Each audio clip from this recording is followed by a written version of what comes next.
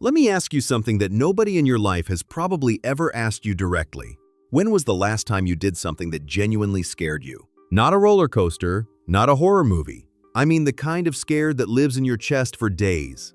The kind that makes your hands sweat and your voice go quiet. The kind that comes from standing at the edge of something real, a new business, a difficult conversation, a career you've been too afraid to pursue, an idea that feels too big for the life you're currently living. When was the last time you felt that? If you have to think about it for more than a few seconds, I already know your answer. And your answer is costing you more than you realize, more than any bad investment, more than any missed opportunity, more than any mistake you've ever made. Your comfort zone is making you poorer, not just financially, in every dimension of life that matters.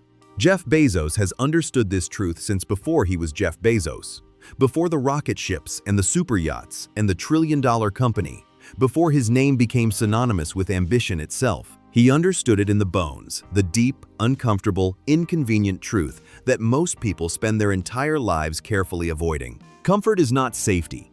Comfort is stagnation, wearing a disguise. And what Bezos discovered, what he built his entire philosophy around, is that the most dangerous place you can be is the place that feels the most secure. Here's the thing about comfort that nobody warns you about when you're growing up. It feels earned. You work hard. You build something stable. You create a life that functions, a routine that works, a job that pays, relationships that don't require too much of you, a sense of self that doesn't get challenged too often. And you look at all of that and you feel, rightfully, that you deserve to enjoy it. The comfort zone doesn't announce itself as a trap. It announces itself as a reward. This is precisely why it's so devastating. Bezos has spoken for decades about what he calls the difference between being process-oriented and being outcome-oriented. Most people, he argues, become so focused on protecting what they've already built, their existing processes, their current status, their familiar sense of who they are, that they lose sight entirely of what those things were supposed to be for. The process becomes the point. The routine becomes the goal. And before you know it, you're spending the majority of your energy defending a position rather than advancing one. He watched this happen constantly on Wall Street in the early 1990s, and he watched it happen to companies throughout his career at Amazon. The moment an organization or a person stops treating their current position as a launchpad and starts treating it as a destination, they have already begun to decline. The decline is just quiet at first. It's quiet enough that you can ignore it. Quiet enough that you can convince yourself it isn't happening. Complacency. Bezos has said in various forms across dozens of interviews and speeches, is always lurking around the corner. The word he uses is lurking, not approaching, not threatening, lurking. Because complacency doesn't come at you directly. It doesn't knock on the door and introduce itself. It seeps in through the gaps left by comfort. And by the time most people notice it, it has already done significant damage. Let's talk about money for a moment, because Bezos, of all people, is uniquely qualified to talk about money, and his perspective on the relationship between comfort and wealth is far more radical than most financial advisors will ever tell you. The conventional wisdom around money says, minimize risk, diversify, protect what you have, play defense, be conservative. Comfort equals security. Bezos says almost the opposite. He has argued, consistently and specifically, that failing to invest in new capabilities, failing to take the risk of building something new, learning something new, becoming something new is itself the riskiest financial position you can hold. He calls it a failure to invest in the future, and he treats it with the same seriousness that a traditional investor might treat a catastrophic loss. Think about what this means in practical terms. Every year, you stay in the job that pays reliably but no longer challenges you. You are not maintaining your position. You are losing ground. The skills that got you there are becoming less valuable. The market around you is shifting. New capabilities are being demanded that you haven't developed. Your competitors in business, in career, in life, are doing the uncomfortable work of evolving. And you are standing still inside your comfortable life, believing that standing still is neutral. It is not neutral. Standing still in a moving world is moving backward. Bezos built Amazon on this precise insight. From the very beginning, he made decisions that looked financially reckless to everyone watching. From the outside, plowing profits back into the business rather than extracting them, investing in infrastructure and capabilities long before they were needed, taking expensive bets on ideas that had no guarantee of return. He was criticized relentlessly for this. Analysts downgraded the stock, journalists wrote skeptical pieces, shareholders demanded profitability in the conventional sense, and Bezos, calmly and consistently, explained that he was playing a different game. "We are willing to be misunderstood for long periods of time," he said. A sentence so deceptively simple that it's easy to read too quickly. Sit with it for a moment. Willing to be misunderstood for long periods of time. This is not the language of someone operating inside a comfort zone. This is the language of someone who has made peace with discomfort as a permanent feature of the landscape, not a temporary obstacle to be endured and then escaped. The financial return on that discomfort? The most valuable company in human history. But here's what I really want you to understand. This isn't just a lesson for billionaires. This is the same principle operating at every scale. Every person who has ever built something meaningful, a business, a body of work, a family, a life they're genuinely proud of, has done it by repeatedly choosing discomfort over comfort, by choosing the uncertain investment over the certain stagnation, by understanding at a deep level that the cost of comfort is not zero. The cost of comfort is compounding, and you are paying it every single day. There is a word that appears more frequently in Bezos's speeches, letters, and interviews than almost any other word in his vocabulary. That word is invent. Not improve, not optimize, not even grow. Invent. This is not an accident. It reflects something fundamental about how Bezos understands the relationship between human beings and their potential. He believes, with something close to religious conviction, that the capacity for invention, for creating something genuinely new, is one of the defining characteristics of a meaningful human life. And he believes, with equal conviction, that this capacity is systematically destroyed by comfort. "I strongly believe," Bezos has said, "that missionaries make better products than mercenaries." This is a deceptively rich observation.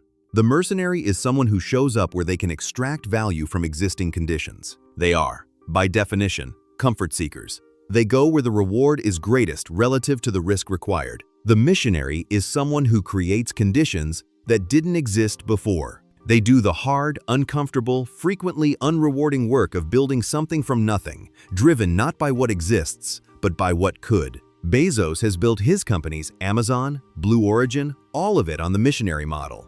Not because it's more profitable in the short term, it isn't, but because it's the only model he believes actually works in the long term. Mercenaries, he argues, will always be disrupted by the next set of conditions. Missionaries disrupt everything. But here's the uncomfortable truth embedded in this philosophy. You cannot be a missionary from inside a comfort zone. You cannot invent from a place of safety. Invention, by its very nature, requires you to leave behind what you know, what you're good at, what already works. It requires you to willingly enter the territory of failure, embarrassment, uncertainty, and confusion, and to stay there long enough to build something new. Most people are not willing to do this, not because they lack intelligence or talent or opportunity, but because comfort has convinced them that the alternative is too dangerous. Bezos has watched this happen to large corporations again and again throughout his career. Companies that were once great inventors become great protectors. They spend their energy defending their existing products rather than rendering them obsolete with better ones. They optimize what they have rather than imagining what could replace it. They become, as Bezos has put it, day two. Companies, organizations in the mode of maintaining rather than building. Day two, he wrote in his legendary 2016 letter to Amazon shareholders, is stasis, followed by irrelevance, followed by excruciating, painful decline, followed by death. The language is deliberate. Stasis, irrelevance, decline, death. He is not describing what happens to a company's stock price. He is describing what happens to its soul. And the same progression applies to individual human beings with exact and terrifying precision. The person who stops inventing themselves doesn't just stop growing. They begin a slow, quiet decline that is all the harder to arrest because it feels, from the inside, like stability. There is one more concept from Bezos's philosophy that cuts against the comfort zone with particular precision, and it is the one that perhaps most directly challenges the way most people structure their professional and personal lives. He calls it wandering. This sounds counterintuitive, from a man known for obsessive focus and long-term strategy. But Bezos has been remarkably consistent across decades in his insistence that some of the most important things Amazon has ever built and some of the most important things any individual ever accomplishes come not from focused execution of a known plan, but from what he describes as customer-inspired wandering, combined with deep, exploratory thinking. In his 2018 letter to Amazon shareholders, he wrote, "You can have a strategy, but you also have to wander. You need to balance both. The outsized discoveries, the ones that will change the game, are typically found while wandering. Wandering is, by definition, uncomfortable for most people. It is the deliberate abandonment of the known path. It is curiosity without destination, exploration without guarantee, time and energy invested in something that may produce nothing of tangible value, or may produce something that changes everything." Bezos invested in AWS while wandering. The idea didn't come from a strategic planning retreat or a market research report. It came from an exploration of what was possible, driven by curiosity and a willingness to pursue ideas that had no immediate justification. He invested in machine learning and artificial intelligence years before most technology companies recognized their commercial potential, because he was willing to wander into territory that felt premature, uncertain, and yes, uncomfortable. Most people are not allowed to wander, not by their bosses, not by their schedules, and not by themselves. They have decided that every hour must be productive in a measurable, immediate sense. They have optimized their lives for efficiency, for known outputs, for the comfort of doing things they already know how to do. And in doing so, they have systematically eliminated the one input that produces the most extraordinary outputs. Genuine, unstructured, purposeful exploration. Ask yourself honestly, when did you last explore something with no immediate goal? When did you last read deeply in a field entirely unrelated to your work? When did you last follow a thread of curiosity past the point where it felt practical? When did you last invest hours, days, weeks in something whose value you could not yet quantify? If the answer is rarely or never, you have not been lazy. You have been seduced by efficiency, the comfort of productivity, into cutting off the very activity that produces breakthrough. Comfort optimizes for the known. Wandering discovers the unknown. And everything that has ever changed the world began in the unknown. If comfort is the enemy of growth, what is the weapon against it?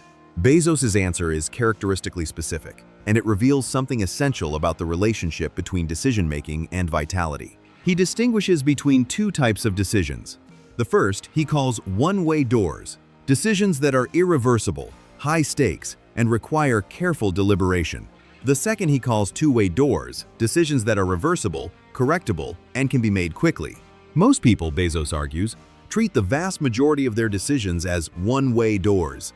They agonize over things that are, in fact, entirely reversible. They slow down, gather information, consult others, model scenarios, always wait for the moment when they feel certain enough to act.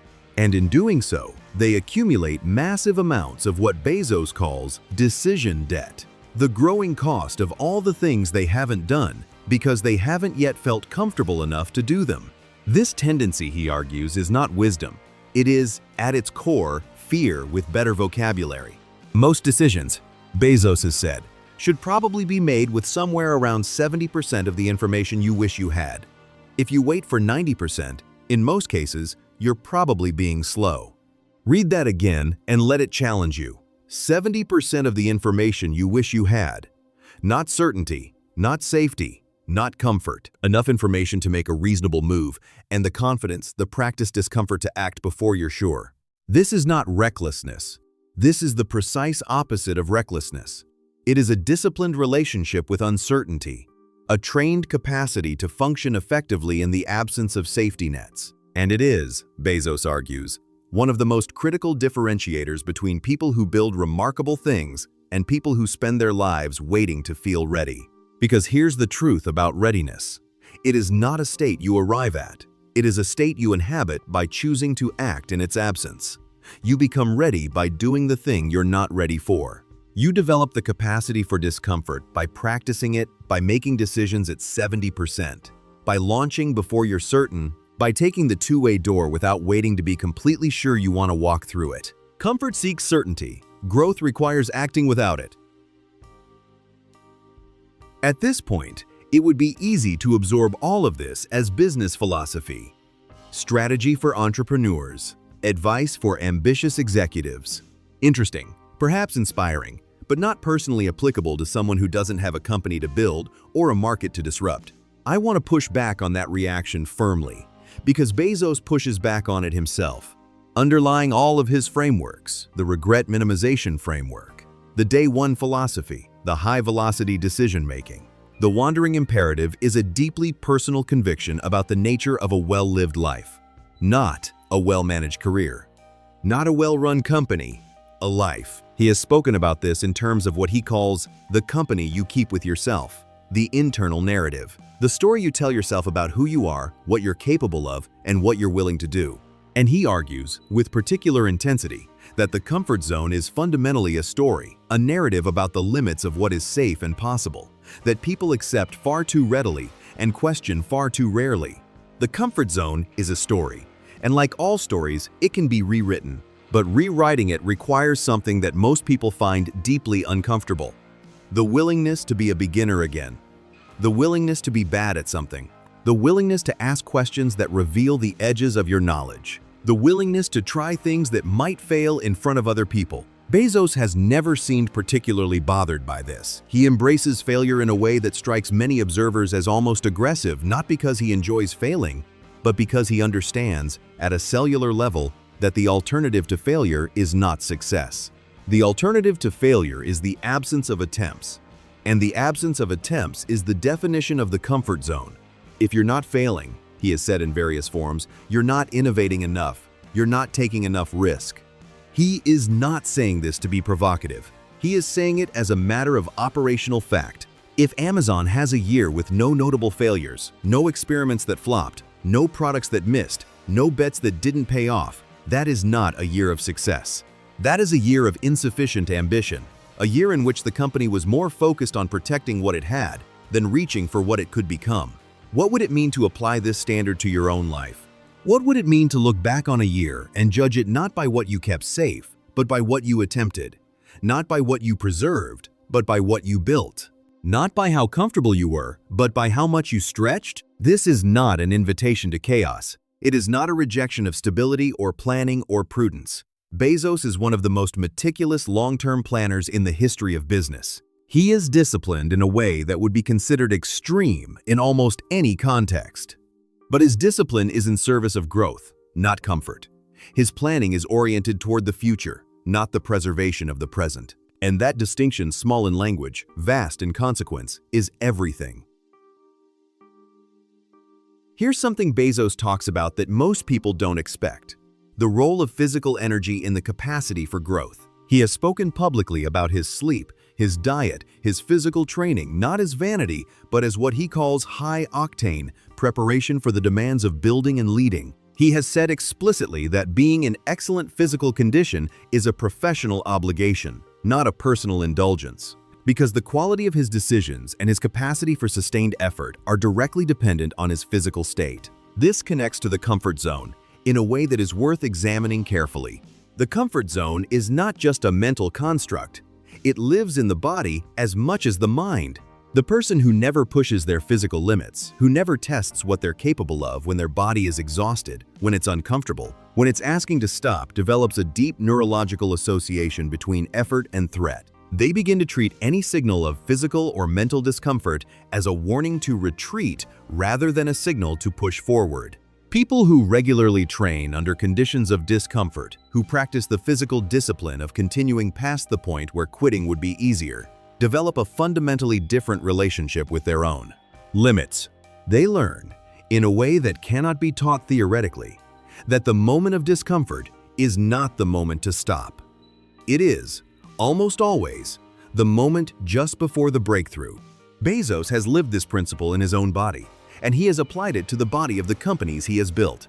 When Amazon is most uncomfortable, when it's being challenged, disrupted, criticized, or tested, that is precisely when he leans into the difficulty rather than retreating from it. That is when the investment accelerates rather than contracts. That is when the day one mentality is most essential and most difficult to maintain.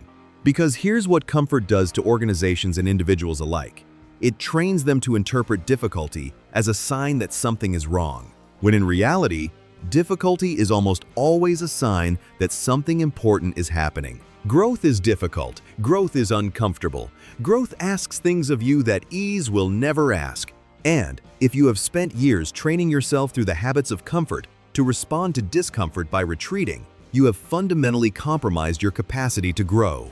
You have, in the most direct sense of the word, made yourself poorer. Perhaps no concept in Bezos' entire body of thought is more misunderstood than day one. People hear it and think, hustle culture, work harder, be scrappier, move faster, embrace the startup grind. That is not what it means. Not even close. Day one for Bezos is a state of mind. It is the deliberate, practiced refusal to treat your current position as a destination. It is the continuous commitment to approaching your work, your life, your relationships, your own development with the orientation of someone who is just beginning, who is still building, who has not yet arrived. Day two, by contrast, is not about slowing down. It is about shifting your fundamental relationship to what you have. Day two, people are defensive. They are protecting rather than building. They are looking backward, toward what they've accumulated, rather than forward, toward what they haven't yet attempted. And they have, usually unconsciously, decided that the discomfort of continuing to grow is no longer worth the comfort of what they already have. This shift happens to almost everyone, eventually. It is the natural pull of comfort in full operation, the quiet vote, made in 1,000 small decisions, to optimize for the present rather than invest in the future. Bezos has fought this pull, in himself and in Amazon, more consciously and more persistently than perhaps any other leader in modern business history. The Day One building in Seattle, the building where Amazon's headquarters is located, is named Day One intentionally. It is a daily, physical reminder of the state of mind he requires of himself and of his people. But here's what I want you to understand about Day One that goes beyond business. It is a philosophy of aliveness. The Day One orientation is the orientation of someone who believes that the most important chapter of their story is still being written, who treats each year not as a plateau to defend, but as a foundation to build on, who looks at their current skills, current relationships, current understanding of the world, and sees not a finished product to protect, but a rough draft to revise, expand, and improve. This is not exhausting. In Bezos' telling, it is the opposite of exhausting. It is what makes the work meaningful. It is what keeps the energy alive. It is what separates the people who grow throughout their lives from the people who peak in their 30s and spend the next 50 years carefully protecting what they built then. The comfort zone is Day Two. It is the moment you look at what you have and decide that having more, being more, doing more, discovering more is no longer worth the discomfort of trying. The antidote to the comfort zone is not ambition in the conventional sense. It is not the relentless pursuit of more money, more status, more recognition. It is something quieter and more profound. The decision to stay in a relationship with your own growth, to treat your potential not as a fixed quantity to be protected, but as a living thing to be nurtured, stretched, and challenged every day. Let me bring this back to where we began. The question nobody asks. When was the last time you did something that genuinely scared you? I want to offer a companion question now, one that Bezos, in various forms and contexts, has offered as a compass for his own life and work. What would you attempt if you knew that comfort was the only thing stopping you? Not failure, not lack of talent, not unfavorable circumstances, just comfort, the habit of ease, the preference for the familiar, the quiet tyranny of the already known. What would you build? What would you say? What would you become? Because here's what Jeff Bezos has demonstrated. Over 30 years of extraordinary, uncomfortable, often terrifying choices. The thing you want most is almost always on the other side of the thing that scares you most. The capability you need most is almost always the one you've been too comfortable to develop. The version of yourself that you most want to be is almost always the one that requires you to leave behind the version you currently are. Comfort does not take these things from you with violence. It takes them slowly, tenderly, convincingly whispering all the while that it is protecting you. That safety is wisdom. That staying put is prudence. That the risk isn't worth it. But Bezos has shown us, empirically and undeniably, what the risk is actually worth. Not just in dollars, in the only currency that ultimately matters. In the quality of a life, in the depth of what is built, in the answer you give at 80 years old, when someone asks you what you attempted, what you risked, what you reached for. The comfort zone is not your friend. It is the most expensive real estate most people will ever inhabit, priced not in money, but in potential. In the capabilities never developed, the ideas never pursued, the person never fully become. Leave it, not all at once, not without thought, but with the daily, deliberate, increasingly practiced choice to push against the edges of what you know you can do toward what you suspect you might be capable of, if you were willing to be uncomfortable long enough to find out. That is the philosophy of Jeff Bezos. Not the wealth, not the rockets, not the headlines. The philosophy is this: growth requires discomfort, and discomfort is a choice. Every single day, it is a choice. Make it. What's dangerous is not to evolve. Jeff Bezos.